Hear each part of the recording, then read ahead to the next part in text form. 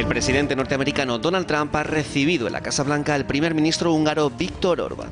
En la agenda, dos temas fundamentales: las relaciones comerciales entre los dos países y la instalación de misiles de medio alcance estadounidenses en suelo húngaro. Una cosa y la otra coinciden en subrayar la soberanía húngara en lo comercial frente a Bruselas y en lo militar frente a Rusia. Desde la perspectiva oficialista de Bruselas, el encuentro entre Trump y Orbán ha sido considerado de forma muy negativa. A Trump se le reprocha pisar un callo a Bruselas al recibir al húngaro, cuyos desencuentros con la cúpula de la Unión Europea no son ningún secreto, y a Orbán se le acusa de querer ir por libre. Es un hecho, en todo caso, que en la fachada de mármol de la Unión Europea han empezado a aparecer serias grietas. El grupo de Visegrado, es decir, Polonia, Hungría, la República Checa y Eslovaquia, han marcado claramente su disidencia respecto al liderazgo alemán de la Unión Europea, al mismo tiempo que países como Italia buscan en China o Rusia los horizontes que Bruselas les cierra. La política migratoria y la política económica de la Unión han provocado una crisis de consecuencias imprevisibles.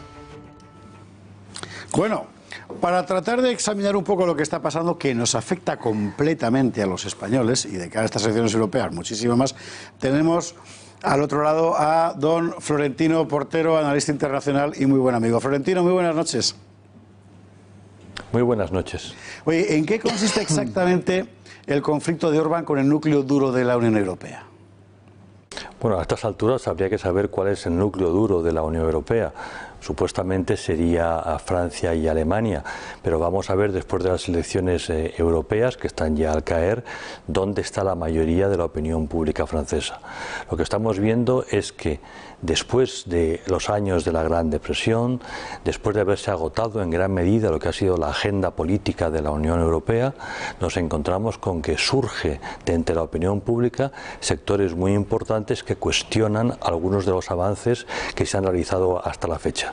Entre otros, por ejemplo, el fijar una política común sobre qué hacer con los inmigrantes y con los refugiados que entran en el espacio europeo.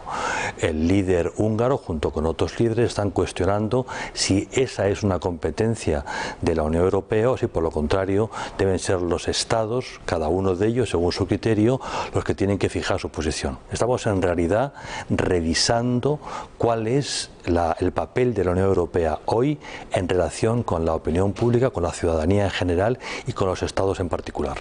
¿Esta reunión con Trump realmente tiene que ser vista como un pulso a Bruselas? Cada uno de los estados que conforman la Unión Europea tiene sus propias relaciones con Estados Unidos. El caso de España es evidentemente paradigmático, es una relación muy intensa desde hace muchos años, implica el compartir bases militares y tiene una dimensión de seguridad muy importante.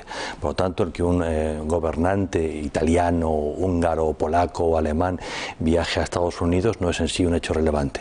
Lo que sí puede ser relevante es a medio plazo ver en qué medida la política general del presidente norteamericano, señor Trump, marca criterio, influye en la de algunos gobernantes europeos.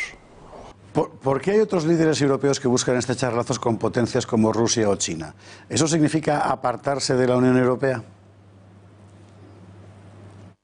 Hay que ver caso por caso. Cuando uno es un vecino de Rusia, pues evidentemente las relaciones con Rusia tienen una dimensión especial, una importancia crítica.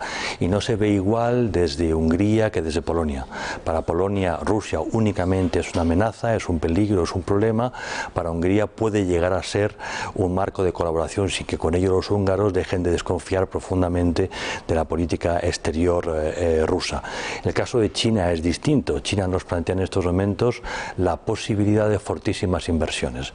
Y así nos encontramos algunos países, es el caso de Grecia, es el caso del Reino Unido, que valoran y mucho esa aportación económica cuando el país lo está pasando muy mal. También es el caso, por ejemplo, de Italia, un país con una situación económica muy delicada, en cierta medida dramática, que busca ingresos de todas formas. Lo que se pone de manifiesto es que ante las necesidades de cada país, la solidaridad europea se fragmenta, se debilita y cada cual tiende a resolver sus propios problemas.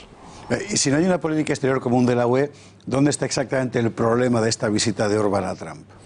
La Unión Europea, desde el Tratado de Maastricht, que realmente inaugura toda una nueva etapa, incluido la denominación de Unión Europea, aspira a tener una política exterior, y de allí se ha avanzado más y se aspira también a tener una política de defensa. Son aspiraciones.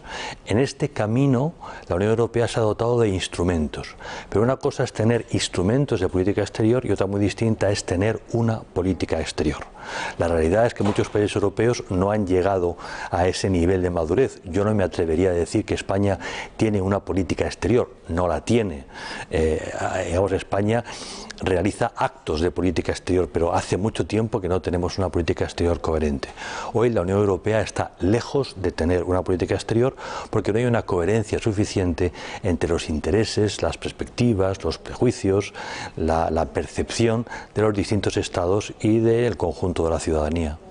Florentino, gracias, buenas noches, un abrazo. Muy buenas noches, muchas gracias.